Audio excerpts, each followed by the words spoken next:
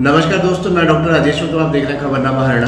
दोस्तों 9 नवंबर को जहां जिला परिषद के चुनाव हैं, वहीं 12 नवंबर को कुरुक्षेत्र जिला में सरपंची के चुनाव होने जा रहे हैं। ऐसे हम मौजूद हैं गांव मिर्जापुर में, जहां मिर्जापुर गांव में सरपंच पद के लिए सुरेंद्र काड़ा चुनाव मैदान में है। जिससे पूर्व उनकी धर्मपत्नी सरपंच रह चुकी हैं। एक बार अब खुद सुरेंद्र काड़ा चुनाव मैदान में है। नमस्कार सुरेंद्र जी। नमस्कार। सुरेंद्र जी, जैसे इस बार आप चुनाव मैदान में हैं, लगातार आप 5 साल आपकी पत्नी सरपंच रही है, गांव में आप लगातार जुटे रहे हैं वार्ड गाँव वासियों की सेवा करने में। इस बार कैसा माहौल नज़र आ रहा है चुनाव में? देखिए भाई, सर्वप्रथम मैं खबरनामा हरियाणा की पूरी टीम का गांव मिर्जापुर में पहुंचने पर हार्दिक अभिनंदन और स्वागत करता हूं। धन्यवाद करता हूं जो आपने हमारे लिए 2 मिनट का समय निकाला।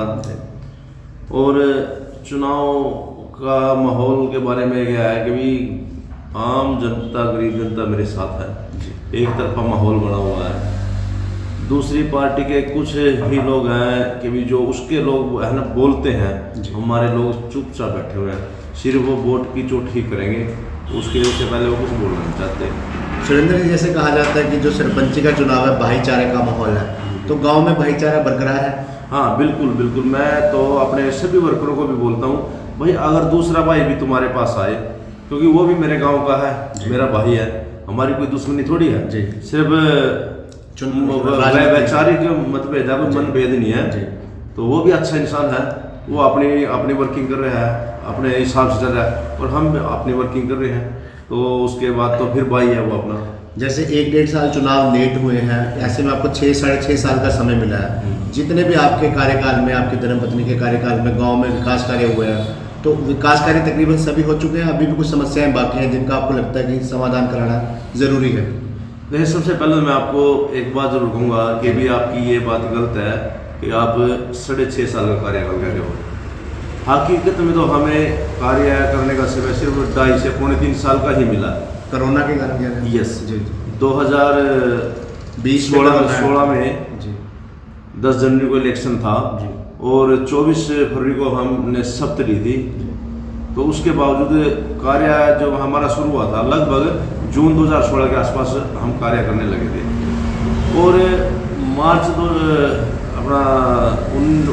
22 मार्च 2019 को कोविड के कारण पूरा संपूर्ण काम बंद हो चुका था, और 2019 और 20 कोरोना की वजह से ख़त्म हो चुके हैं। तो 21 में हमारे 4 चला गया। तो उसके बाद हमें तो सिर्फ 3.5 साल ही काम करने के लिए मिले, और उन 3.5 सालों में हमने कम से कम 15 साल के बराबर काम किया। जैसे कि भट्टा कॉलोनी में हमने सीवरेज की पाइपलाइन दबाई है, 11 धर्मशालाएँ बनी हैं मेरे टाइम में, 11 धर्मशालाएँ बनी हैं। ठीक है, वो अंडर कंस्ट्रक्शन है, पूरी कंप्लीट नहीं हो चुकी। तो देखो, अपना मकान भी बनाते हैं, उसमें 2 से 3 साल लग जाते हैं। तो कुछ पैसे का अभाव रहा, ग्रांटें नहीं आई कोविड के कारण। इसका बाकी सबसे पहले बात तो है, अगर भविष्य में अगर गांव की जनता हमें अपना आशीर्वाद देती है तो उनको पूरा करवाया जाएगा। उसके साथ साथ जो सबसे बड़ी गंभीर समस्या है हमारे गांव के लिए, पानी की पाइपलाइन की है। जो पाइपलाइन गांव में दबी है, वो लगभग कम से कम 50 से 60 साल पुरानी है, वो कंडम हो चुकी है। और RCC गलियाँ बनी हुई हैं, उनके नीचे वो लीक हो रखी है, ये नहीं पता लगता वो कहाँ लीक हो रखी है। कोशिश भी की हमने ठीक करने की, पर कहीं पता नहीं लगा भी काफ़ी जगह पानी गंदा जाता है। अब उस फर्श के नीचे, CC फर्श के नीचे कहीं टूटी हुई है तो पानी निकलता है, उसके बाद वो मोटर बंद होने के बाद गंदा पानी वापसी खींच लेती है। उसका समाधान ये है कि नई पाइपलाइन डलवाई जाए। सर्वप्रथम तो ये रहेगा कि पूरे गाँव में और कॉलोनियों में वाटर सप्लाई की पाइपलाइन और नई बिछवाई जाएगी। उसके बावजूद कहीं ना कहीं मेरे मन में भी एक टिस है। जब मैं पहले मेरी धर्मपत्नी सरपंच बनी थी, हमारे मन में यह था कि हम गरीबों का कुछ भला कर सकें, तो प्रयास भी किए। पर हमारे कार्यकाल में सरकार की तरफ से कोई ऐसा नहीं आई स्कीम, कोई जो PMY वाले मकान बनाने की योजना आती है, वो नहीं आ पाई। और बहुत से लोग मेरे गांव में ऐसे जो किराए पे रहते हैं, उनके पास बेचारों के मतलब कोई अपनी जगह नहीं है। तो अपनी प्राथमिकता रहेगी, अगर सरकार की तरफ से कोई ऐसी पॉलिसी आती है, पब्लिक को, गरीबों को 100 गज के प्लाट दे देगी, तो मैं पूरा प्रयास करूंगा कि हर गरीब को जिसके पास रहने के लिए जगह नहीं है, उसको मैं 100 गज के प्लाट दूँ। क्योंकि जो ज़मीन है पंचायत वो सारे गांव की है, सभी पूरी जनता की है। पहले बड़े लोग कहते हैं भाई ये लोग बाहर के हैं, ये गांव के हैं जी। तो बाहर का जब बचा जो 60-70 साल से मेरे गांव में बसा हुआ है वो बाहर का कहाँ से हो गया, वो मेरे गांव का है। मैं ये कहता हूँ अगर अमेरिका जैसे देश में भी चला जाए इंसान 5 साल में वहाँ भी प्यार मिल जाती है, और ये लोग यहाँ 70-70 साल से रह रहे हैं, पर जो सरकारी सुविधाएं हैं उनसे अभी तक ये वंचित हैं।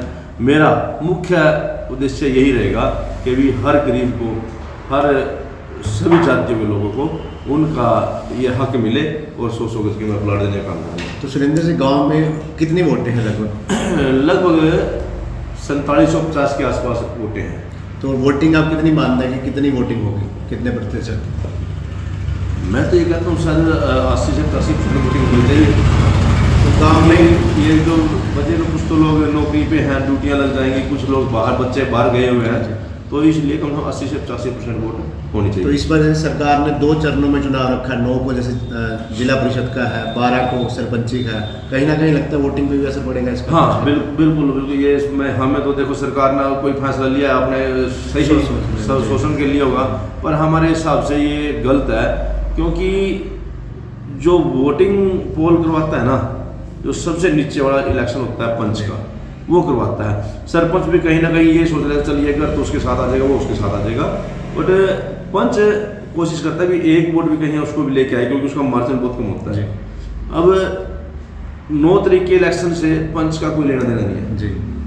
ब्लॉक समिति और जिला परिषद मेंबर कहाँ जाएगा, तो इसलिए मेरे हिसाब से मुश्किल है, अभी जो 40-45% ही वोटिंग हो पाएगी सर।